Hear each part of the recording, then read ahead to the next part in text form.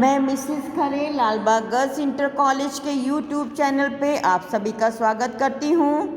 आज मैं क्लास 11 के लिए फिजिक्स सीरीज़ का पार्ट 41 लेके आई हूँ। आज मैं बताऊँगी vector product of two vectors, दो सदिशों का सदिश गुणनफल। Vector A cross vector B बराबर magnitude of vector A into magnitude of vector B into sine of angle between A and B. ये इसका मैग्नीट्यूड हो गया A B sine theta. N के ऊपर ये कैप है, ये आपका इसकी दिशा में एकांक सदिश है। ए क्रॉस बी की दिशा में एकांक सदिश है। अब देखिए इसमें वेक्टर ए बी ये भी वेक्टर है, वी भी वेक्टर है, ए क्रॉस बी भी वेक्टर ही है।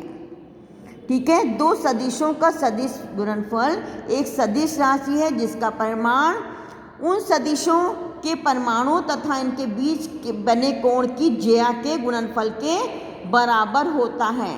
इसकी दिशा दो सदिशों के तल के लंबवत दाएं हाथ के पेज के नियम के अनुसार होती है। ये दो सदिश हैं वेक्टर ए वेक्टर बी, इनके बीच का कोण क्या है, थीटा है। अब दाएं हाथ के पेज का नियम ये है, दोनों सदिशों ए वेक्टर ए तथा बी को इस प्रकार रखें कि उनकी पूंछ या टेल जो है समपाती हो। ये देखिए इनकी टेल जो है समपाती है। अब एक दक्षिणावर्ती पेज की अक्ष को ए व बी के लंबवत रखकर, ऐसे ए और बी के लंबवत रखकर प्रथम सदिश ए से दूसरे सदिश बी की ओर छोटे कोण थीटा द्वारा घुमाएं। जैसे ये है, इसके छोटे कोण थीटा द्वारा घुमाएं तो पेज के आगे बढ़ने की दिशा जो है ये एन कैप की दिशा होगी। ठीक है, इसका magnitude vector A cross B का, ये दो वर्टिकल लाइन मतलब मैग्नीट्यूड परिमाण ए बी साइन थीटा और दिशा क्या है, ए और बी के लंबवत होगी।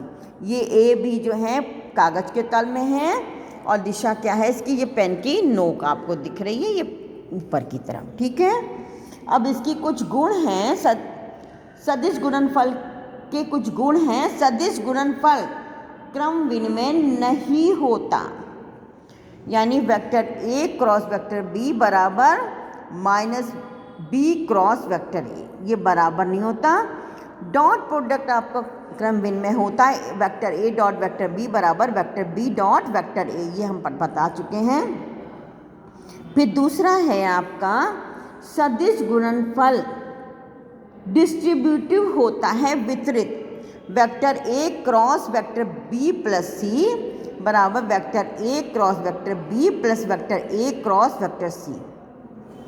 Vector A plus B bracket बन वेक्टर सी बराबर vector A cross C plus vector B cross C. ठीक है, अब यहाँ देखिए, ये समझ लीजिए वेक्टर ए क्रॉस बी की दिशा और बी क्रॉस ए की दिशा विपरीत है। थर्ड है लंबवत सदिशों का सदिश गुणन, थीटा बराबर 90 degree. Vector A cross vector B बराबर ए बी साइन 90, इसका मैग्नीट्यूड क्या होगा, ए बी। अगर थीटा 0 है तो वेक्टर ए क्रॉस बी का मैग्नीट्यूड क्या हो जाएगा, 0।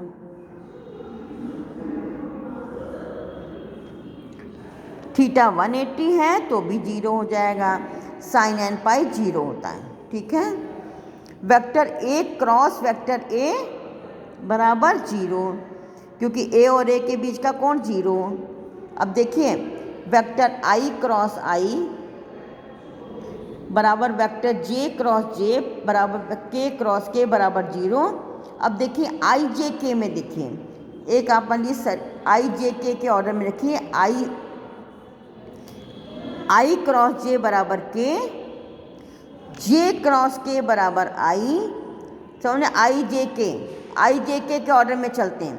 आई क्रॉस जे बराबर के, जे क्रॉस के बराबर आई, अब के बाद फिर आई आ गया है ना, के क्रॉस आई बराबर जे, और इसका विपरीत ले लेते हैं जैसे I क्रॉस J और हम J क्रॉस I ले लें, क्या है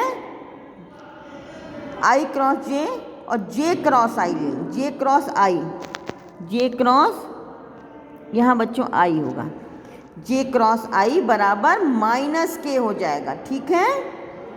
J क्रॉस I बराबर माइनस K, इस तरह J क्रॉस K बराबर I, तो K क्रॉस J बराबर माइनस I, ठीक है। K क्रॉस I बराबर J, तो I क्रॉस K बराबर माइनस J, ठीक है।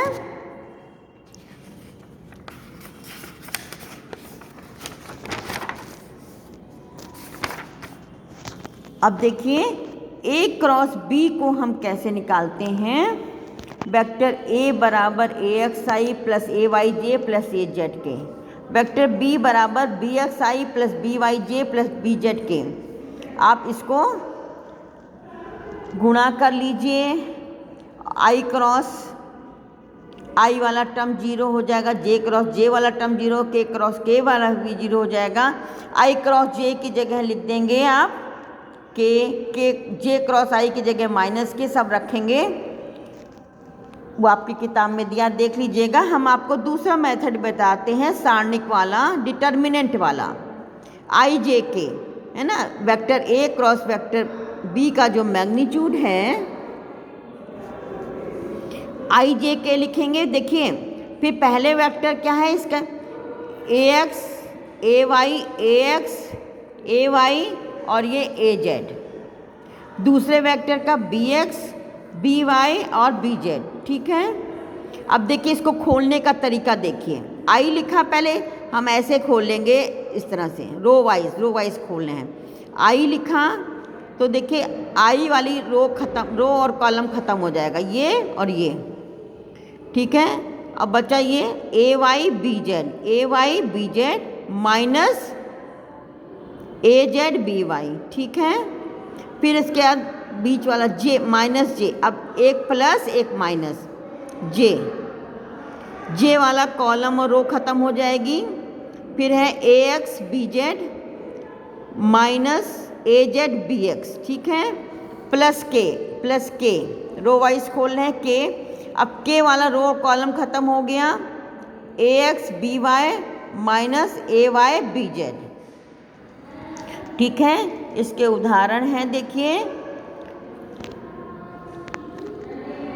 बल आघूर्ण टाउ बराबर R क्रॉस F, F बल उस बिंदु पर कार्यरत हो जिसका मूल बिंदु के सापेक्ष स्थित सदिश R हो, तो टाउ बराबर vector R cross vector F, बल आघूर्ण है, F क्या है, बल है, और R जो है जिस बिंदु पर बल कार्यरत है उसका स्थिति पोजीशन वेक्टर है। फिर कोणीय संवेग, ये अभी आप पढ़ लेंगे बच्चों, ये R क्रॉस P, ठीक है। P क्या है, रेखीय वेग है, और L क्या है, वेक्टर L उसके कोणीय P क्या है, रेखीय संवेग है, और L क्या है, कोणीय संवेग है, ठीक है। इसमें ये भी वेक्टर है, ये भी वेक्टर है, ये भी, तीनों वेक्टर है, ठीक है। ये रेखीय संवेग m इंटू v। आज के लिए बस इतना ही, मिलते हैं नेक्स्ट पार्ट में।